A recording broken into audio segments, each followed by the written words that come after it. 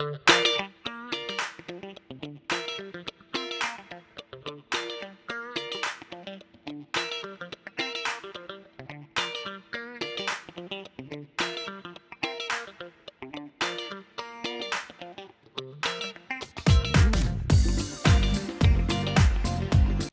not going to argue with that. You don't have to be politically correct here.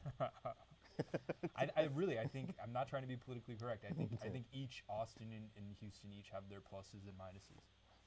I have a saying that on my show, I always say it. I say, we're here to right talk leads to right thinking, and hopefully you take the right actions and do the right thing. So everything is to the right. So my philosophy is really one that's conservative. Now you're with the Republican Party of Texas. Correct. Are your views more or less conservative? Oh, yes, absolutely. Oh yeah. What about you, Jayant? Yeah, I would say conservative. What made Not extreme, sort of like they used to call Rockefeller, Republican, a little more conservative than that group. Okay. Yes. Now one thing I've always wondered about. Yes. I've wondered about. There's a difference. Have you gentlemen, I assume, are familiar with discrimination in this country, right? Yes. Sure. And you know that it happens. Mm-hmm. Yes. Now, the African American community, it's like discrimination is a big hang up and a big problem. And a lot of times, many African Americans attribute their success or lack thereof, or their ability to succeed, is limited by discrimination.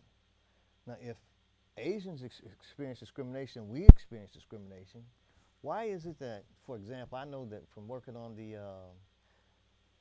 City of Austin, the African American Advisory Commission, that in Austin at least, the Asian community has a higher average income than all the communities. The black ones, the white ones, the green ones, gray ones, or whatever you find. And Jayant, we were speaking before we started, you said that that's true nationwide. Why do you think that is? What's going on? What's the secret? I think Asians do get discriminated against, but it's little less and less. Like I was working for a big corporation in California, and there's several people from India working in that group. It's engineering company, and all the engineers knew, Indians, that they can only go up to this level. They're not going to be chief engineer. They're going to be senior engineer, and kind of stay there.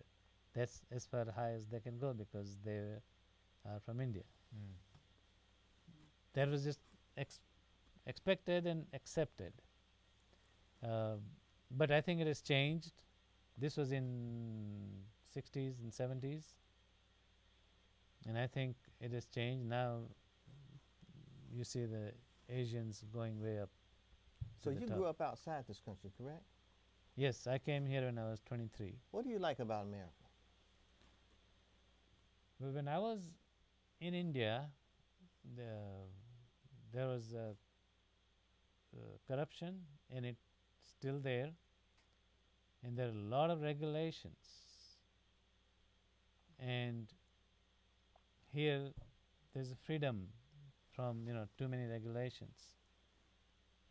And also culturally, even if there are no regulations, you're saying, what would neighbor think about this? That's a cultural thing.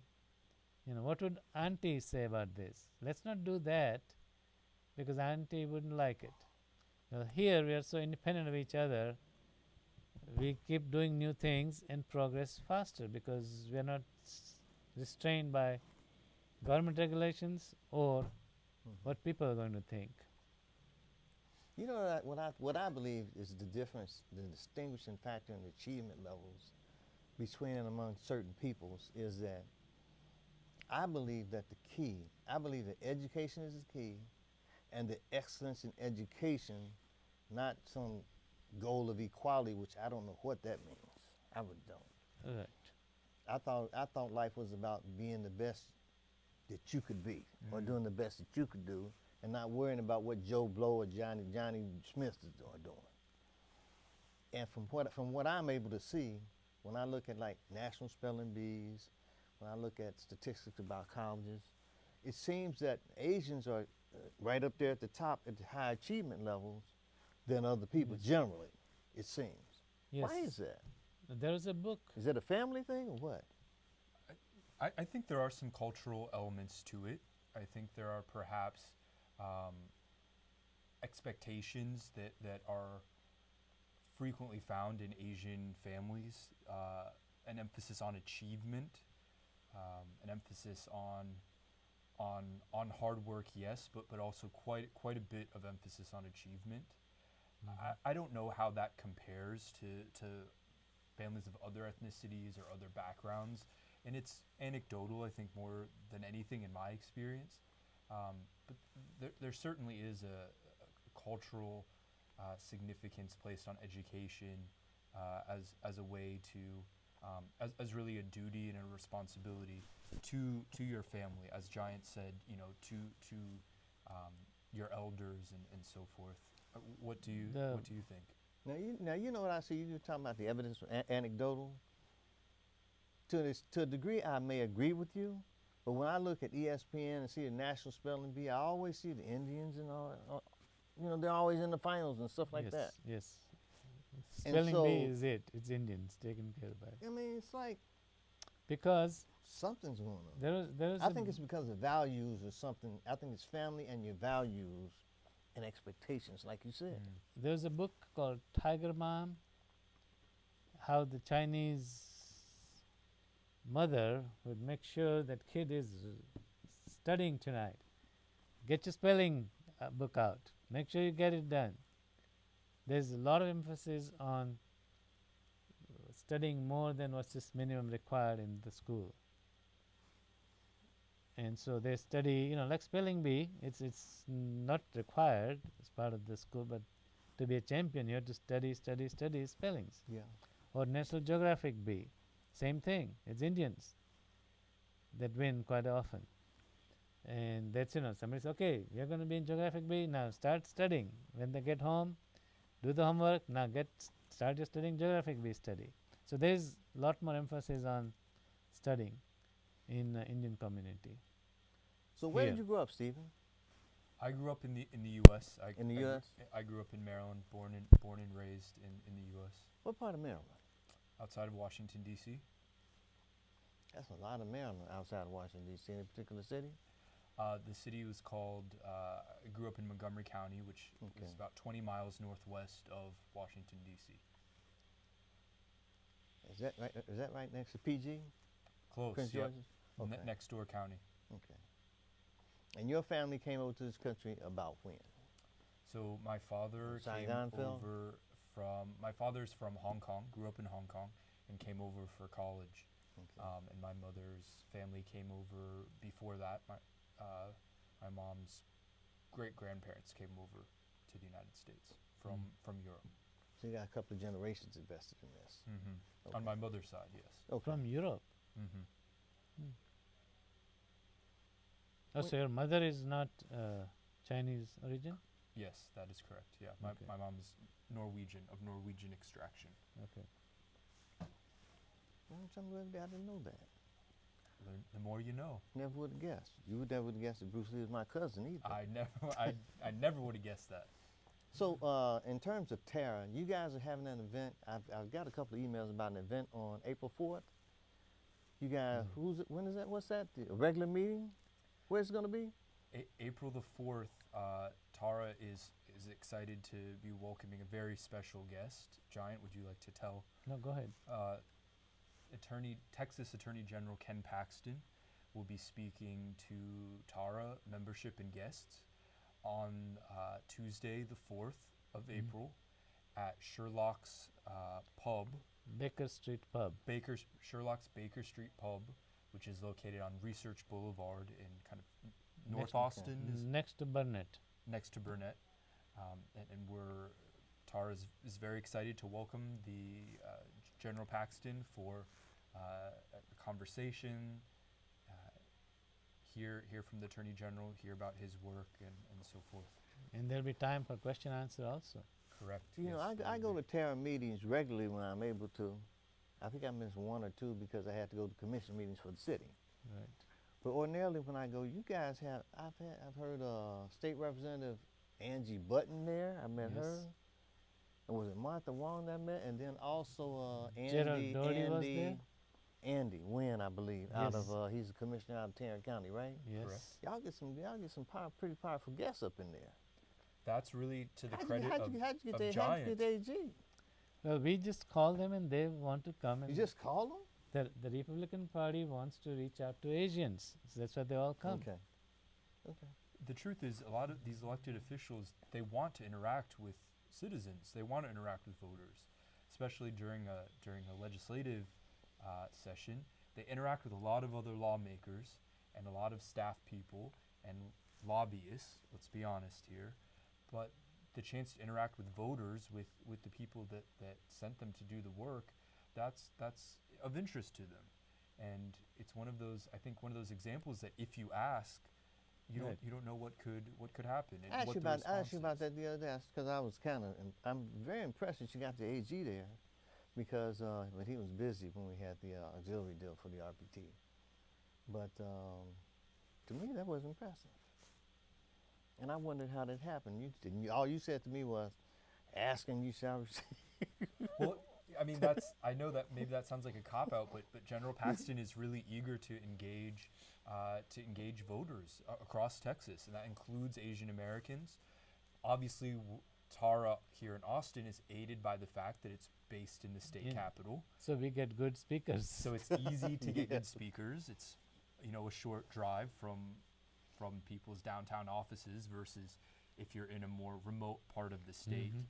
But really, I mean, I think the biggest lesson is ask early and be flexible and make sure that you're asking in the right way in terms of going through official channels, and then if you have some other contacts you can use to submit the request in several different ways.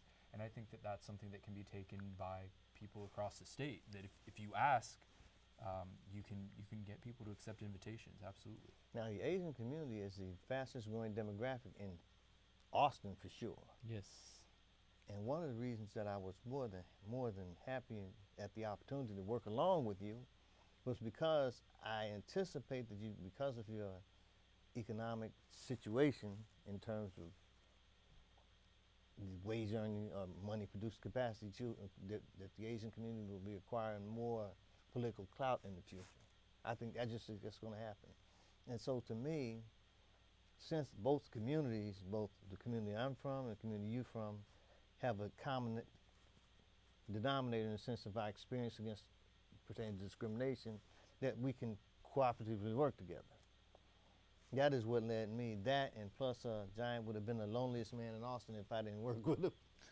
At least that's what your wife told me. She was so glad I was working. I was glad In to have the, the in the opportunity. beginning when we started Terra, it was a little lonely.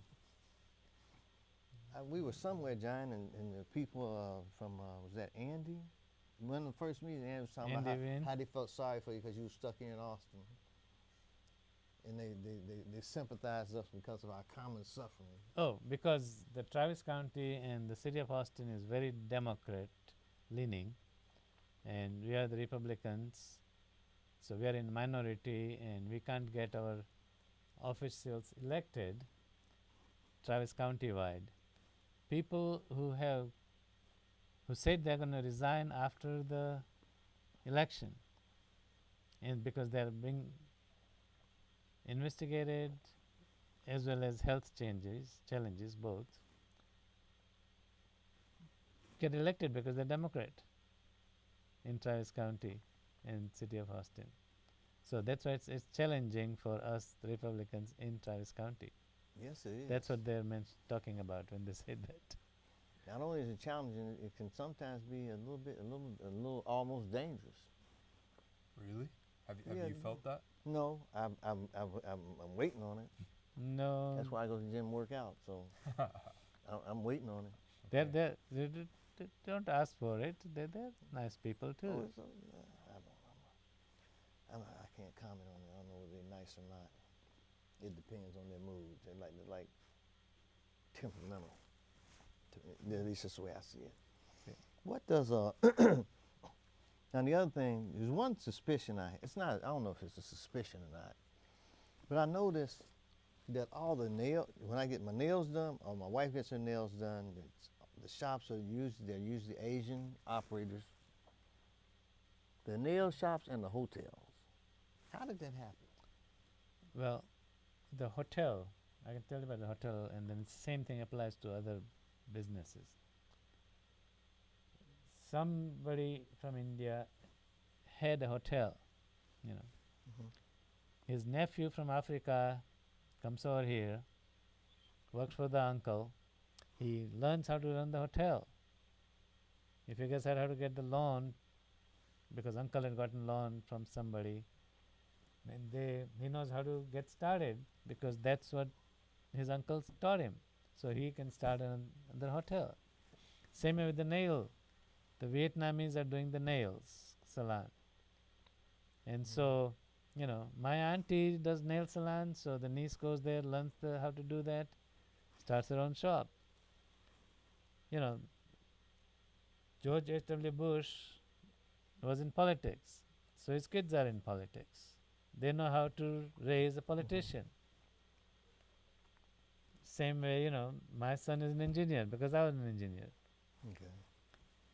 And so the hotel business, you know, because there are now so many of Indian owned hotels, somebody comes over, they just find out how to run that from other Indians and start their own hotel. Mostly by borrowing money from friends and relatives, they start the hotel.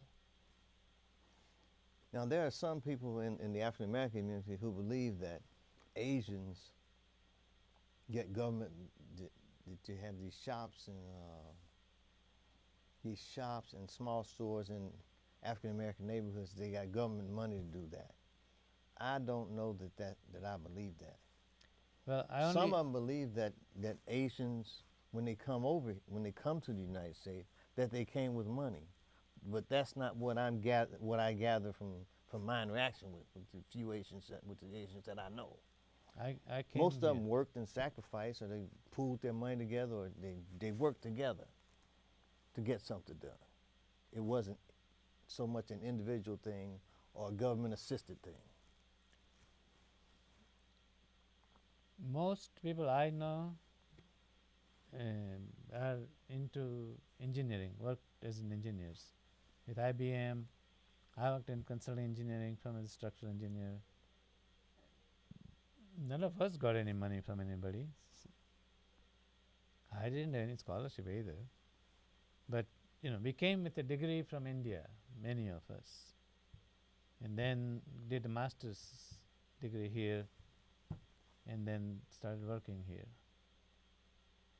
and stayed here.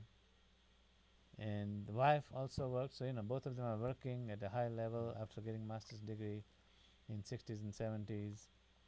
There's enough money for them to live comfortably. The business people in the one particular state in India creates a lot of business people. They also came here. All the hotel owners are from that state. They just go into business, and that's where the money is made. You know, just like Jews always started their own business because there's other place they might be discriminated against. They'll start their own business, and that's where the money comes in. Now, Stephen, you're familiar with Houston. You haven't lived there, correct? I'm familiar with it a bit, yes. There's a strong Asian community in Houston. Absolutely, very established, very large, and a growing Asian community as well. Yes. It's still growing? Still growing. Still growing. Now, I lived in southeast Texas in Beaumont, Port Arthur. Okay. And there was a very strong, it was a bunch of fishermen down that way. Mm-hmm. And it's like they cornered the market. I used to get my fish right off the boat too. Oh wow. They used to go on the phone them, used to go out and fish and come back and call me when they got in. And I go down to the dock and go get fish right off the ice. Doesn't get fresher than that. Mm-hmm. Yep. But then they also ran tailor shops. So the best tailor I ever had was there. Mm. So make some good clothes. But I think that there's something, I noticed that there's a definite work ethic, for real. The guys used to work the ship, I think Dawn told me that when they were out there, when they'd be out to sea fishing, they would like sleep 4 hours, get up and work 4 hours, and they do that like until the whole time they were gone. And so it's like there's a work ethic there that I don't notice in the general population. Is there something that driven it? Is there a religious basis to that, any of that at all? I don't know if there's a religious basis to the work ethic. I mean, I think there is certainly traditions of there are lineages of hard work, of strong work ethic in Americans of all different backgrounds and communities. I mean, it's often just talked about the work ethic of immigrant communities, right, in the United States that have sacrificed to get here and continue to sacrifice while they are here, perhaps not for their own personal benefit, but for the benefit of the next generation, for their children. And so I think work ethic obviously plays into success, but I don't know that there's. I don't feel comfortable pinpointing it on any one or two things. I don't think What do you it's think? a religious thing. You know, people who go from one country to another country generally are more adventurous. That's why they moved from one country to another country. Good point. More ambitious. The whole United States is made out of immigrants, except a few Native Americans. And that's why it prospered so much, because people came from another country, they're more adventurous. And so when the new generation comes in, they're a little more adventurous than the people who have been here for several generations. And they'll look around and say, I need to catch up with them. You know, they got house with 3-car garage. I'm just a student. I better catch up because I want to do a 3-car garage house. And so they have to work a little harder. And they get there. Now, Jayant, we had a discussion months ago, and I think in the Asian community at one point, were there more Republican leaning or conservative leaning people than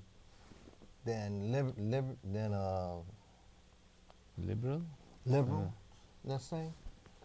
I think you told me that it was like at one point there may have been more maybe 80% on the conservative side and 20% on the liberal side, but in time it's kind of like beginning to switch around. Yeah, I think it before 2008, I was told that it was 50-50. And then when Obama when he started running for the presidency, he recruited Asian students. And in particular, I know about the story about Indian students. He would hire, on his team, and they're supposed to go out and talk to the Indian who are already established. And they would go there and talk like they're supposed to talk to some elder in India and say, Obama's minority, we are minority, let's all get together. And they painted the Republican Party as the party of the whites. And so many of them became Democrat. Also, for whatever reason, and I haven't figured this out yet, the Indians don't believe in the Bible because they're following Hindu religion. And Bible has definitely this is right, this is wrong, several things. But if you're following Hindu religion, there's not exactly this is right, this is wrong laid out. Obviously killing somebody or stealing is wrong. Everybody knows that. So they have progressed they're towards liberalism in the issues like gay marriage and abortion and things like that. and I'm Republican because I believe in Bible, and Republican Party platform lines up with the Bible. If 10 years from now, if Republicans don't believe in that and Democrats start believing in line up their platform with the Bible, I'll go with Democrats. But that's why another reason that Indians are going more towards Democrat, because they say, oh yeah, gay marriage is great, abortion is great. Okay. I think at the federal level, George H.W. Bush, if memory serves me well, was the last presidential candidate, Republican presidential candidate, to carry the Asian American vote. So that's been it's been quite a quick change from R to D among the Asian American community. It's obviously coincided with continued growth among the population, among the Asian American population, and I mean there's a lot of conjecture about why and how that transition took place. I'm more interested in the fact that, especially in a place like Texas, there should be, and there can be, and will be, because of community leaders and like Jayant and other community-based organizations like TARA, a Republican Party in the state of Texas that better reflects all Texans of all different backgrounds. That includes Asian Americans, and the term in and of itself, Asian, is an incredibly broad term. You have South Asians. You have 50 countries plus.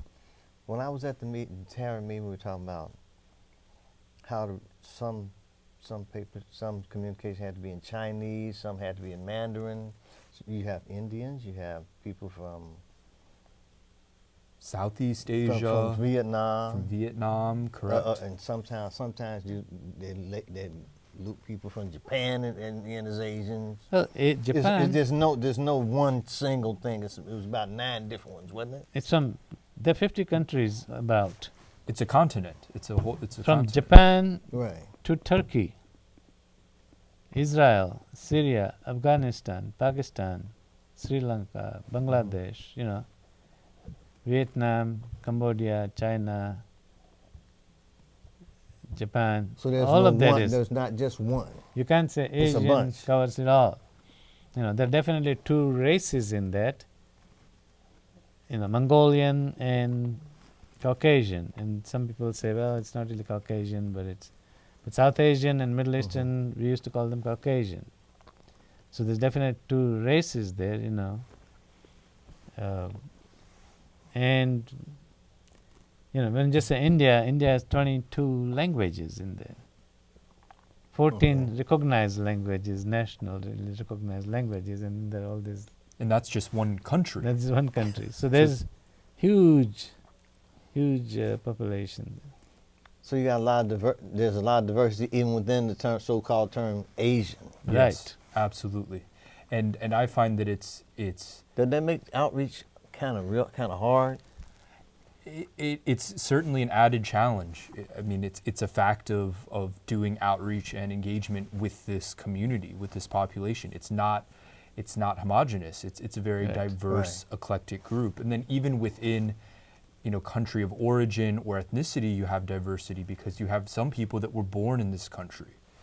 We have, for example, Chinese Americans that are active with Republican politics, whose family has been here 3 generations, whose relatives built railroads in this country, all the way to people that have just immigrated recently to the United States, or perhaps people like myself, where they were born here, but one or both of their parents weren't born here. So there's an incredible amount of diversity in terms of background, language, country of origin, religion. We talked a little bit about religion.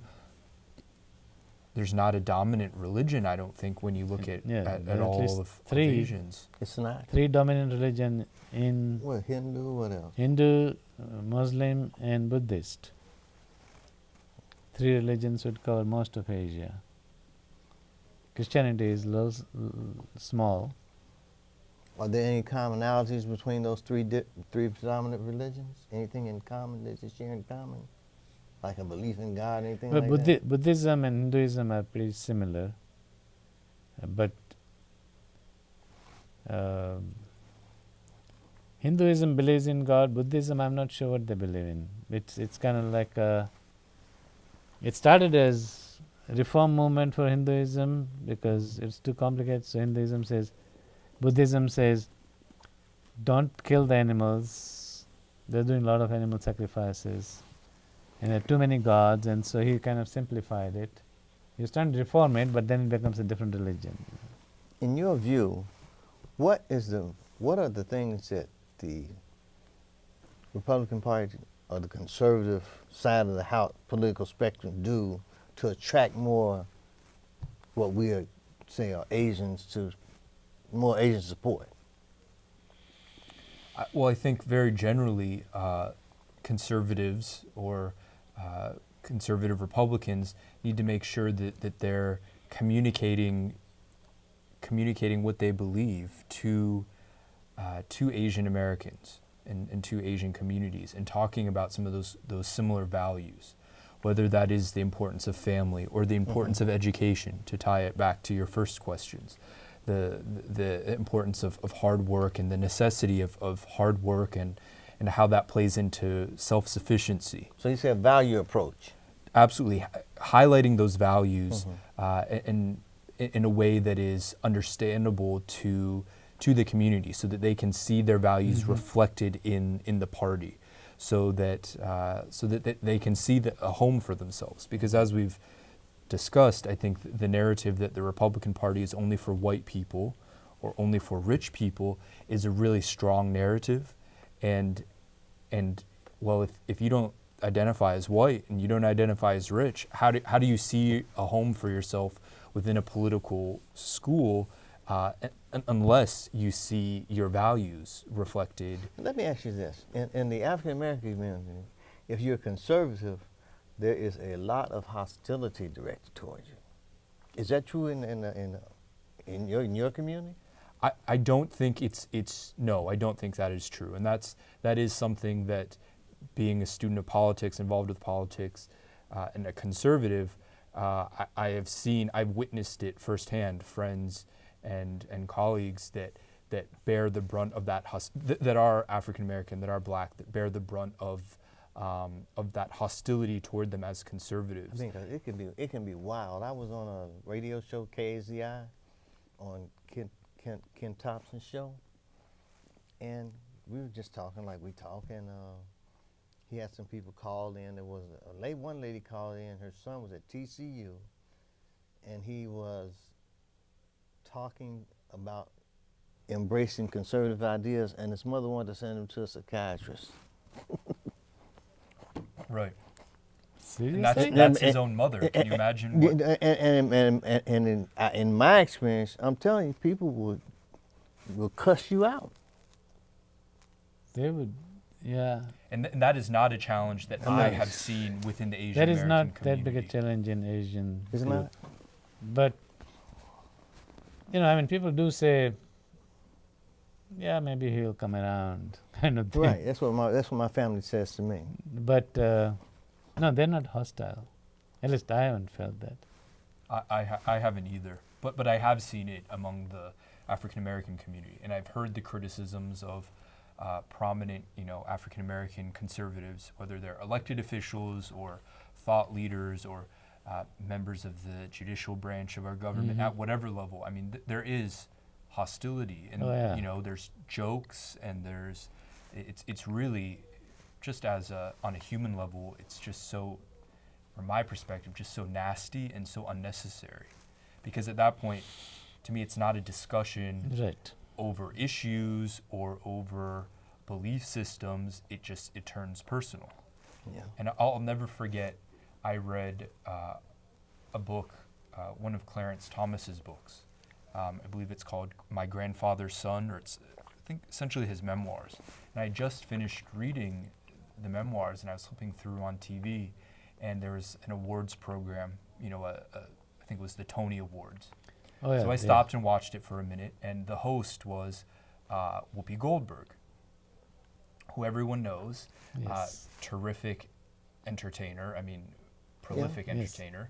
And she made a joke at Clarence Thomas's expense, basically saying that because of his worldview, his political views, he was not African American. He was not black. And it was, it was on television, and it was a joke, and people laughed. And it was, to tie an aspect of someone's identity to what they believe or don't believe is just, it's offensive. I don't know. Well, I think that, they laughed at Trump too. And then they took to the streets and tried to intimidate electors and everything else. Those tolerant souls. Those highly intelligent and tolerant souls. But that's the way it goes sometimes.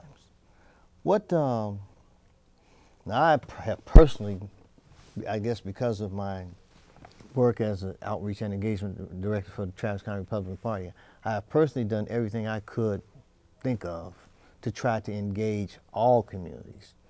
Because as the president has said, and I said it way before I heard him say it, was, we all bleed red blood the last time I checked. Mm-hmm. Of course, if you cut me, I might, if I could, I'd refuse to bleed at all. Because I've always had this thing about blood. If they drain all the blood out of me, I'm out of here. So as far as I'm concerned, that's life. And I believe that it's best as fellow human beings that focus be made on what we have in common, not what we have different. Yes. I mean, it should be no different just because Stephen has hair and I don't, Shouldn't treat me a certain way because I don't have hair. I got some right here. But people, I think that you need to deal with people as human beings, not things, and treat people based on what their constitution is as a person, rather than what they look like on the outside. But getting back, I want to get back to what this meeting on it's the 4th. April 4th. Correct. At We've been Sherlock's. we've been trying to. There have been efforts made to really get the word out, right? Yes. Because you really want a nice crowd to attend that event, right? So where do we go from here in terms of outreach into the Asian community? Where do we go?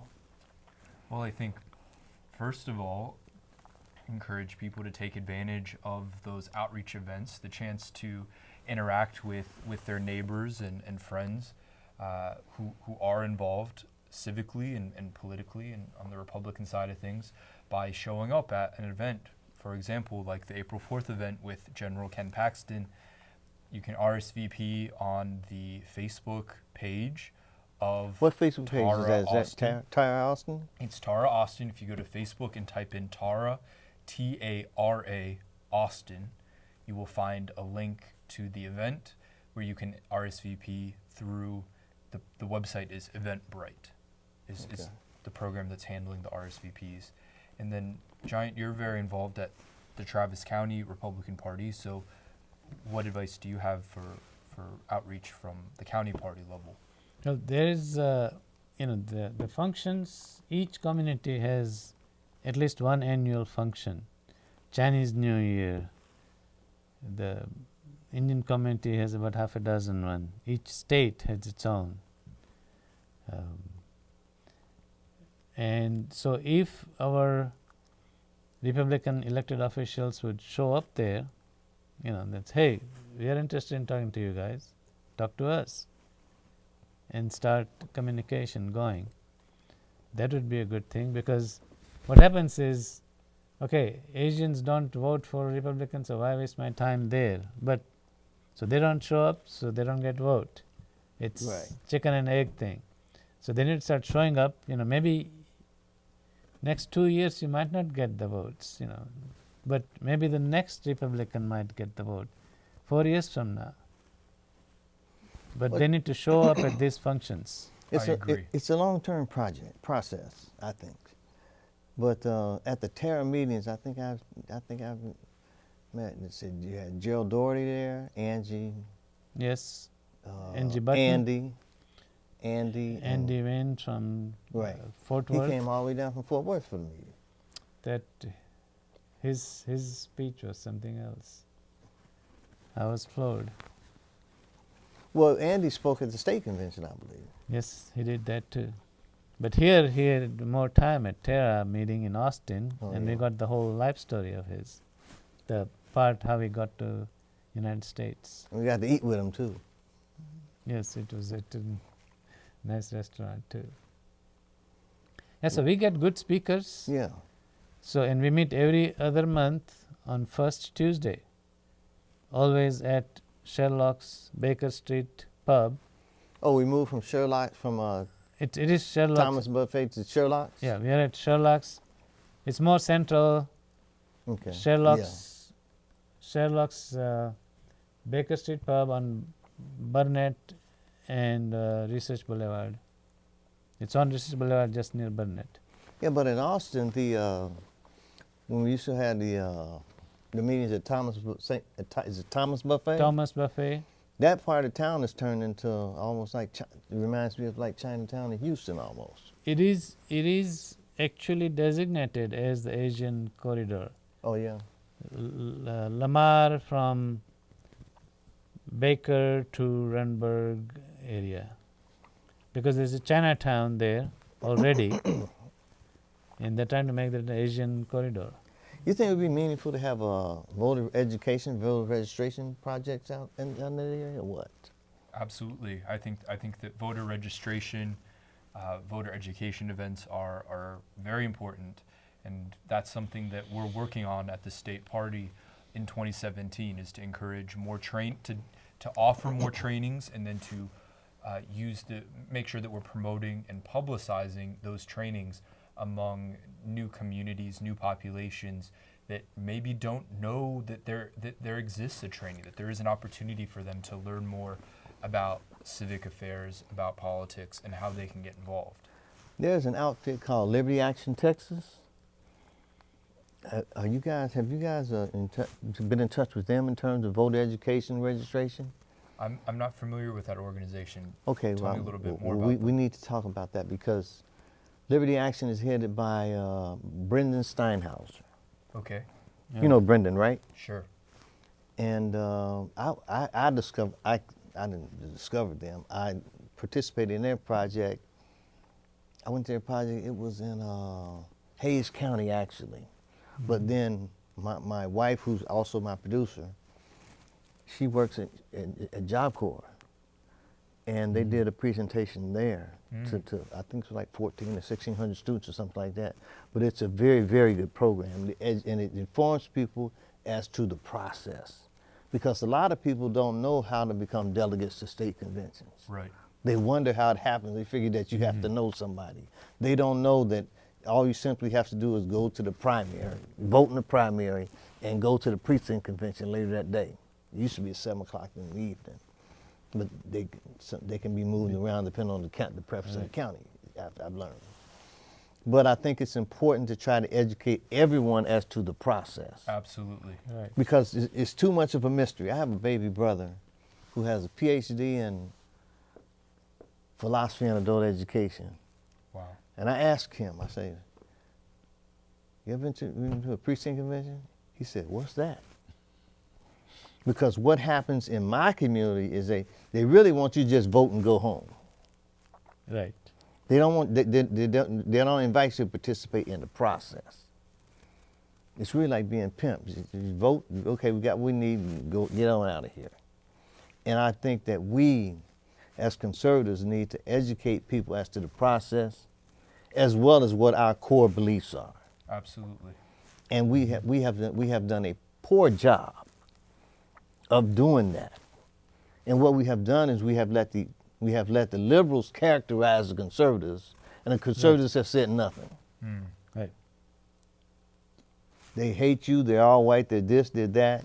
They got horns, and they hear nothing back. And to me, one of my reasons for trying to have a show like this is to let people know about the other side. That there's another side story. There are two sides to the coin, not just one side. And we, for whatever reason, have not been showing what our side is. Right. So Absolutely. in a sense, they take money, take our money and use it against us, and we say nothing, which makes no sense. I don't care what you are, I don't care what your beliefs are, but it doesn't make sense to let someone mischaracterize you and you say nothing. So that's what people believe because that's all they heard. Everybody's not always going to do the research that needs to be done. And we rely too much on hoping things will go away. For example, when Robert Mueller won the primary, it's like no one ignore him. Maybe he'll go away. And I remember telling Pokey, we have to stop sticking our heads in the sand. That's why I have a lot of respect for the president we have now because he'll talk back. He'll talk. And people are not really accustomed to someone Yes. talking back. No, that's not true. We too often want to stick our head in the sand like an ostrich. You know, stick your head in the sand and have your behind up in the air and letting the world go by. And take our heads up and then wonder what happened and why. So, Stephen, how you like working at the RPT? You better like it. You better say you like it. I do like it. I do like it. It keeps me busy. I'm able to interact with really interesting, passionate people across the state. And at the end of the day, I think we are really effective, or we're on track to be very effective, and to make sure that Texas better reflects, the Republican Party in Texas, rather, better reflects all of Texas. And that can be the model, that will be the model for the country in terms of outreach and engagement, and in terms of taking that conservative message to people of all backgrounds and walks of life. That message of limited government, of individual freedom, of personal responsibility, of entrepreneurship, of self-sufficiency, the importance of family and individuals in determining their own futures. I just think that we conservatives have not done a good job of emphasizing, in a sense, God over government, not government over God. Right. And I believe that we have allowed the liberals to seize the media, the platform. the platform. Yes. With giveaways of what we work for. You want to do this, we'll give you that. The government will do this, the government will do that, without you doing for self. And we've allowed ourselves to be demonized unnecessarily and unwisely, I think. My question to both of you, smart gentlemen, is how do conservatives, how do Republicans push back against that demonization, that characterization from the other side? Number one, open our mouths and tell the truth. Open our mouths and tell the truth. Now, one of the things that I have encouraged the chairman to do, and what I do in terms of outreach and engagement, is we go places. And it's not always friendly and nice. We've gone some places that it's gotten pretty tense. But the thing is we have to show up. Right. Because many people, for them, they don't know you care unless you show you care. And the first step to showing that you care is to show up. That's right. I agree. That's a big key, is to show up. You know, we had an Indian function, and Commissioner Gerald Doherty showed up, and he participated. He practiced and participated in a dance on the stage. As that was the last dance, and it was like, I said, you probably got 50 votes today. I said, I'm glad it's after the election, you know, because he had election in 2016 November.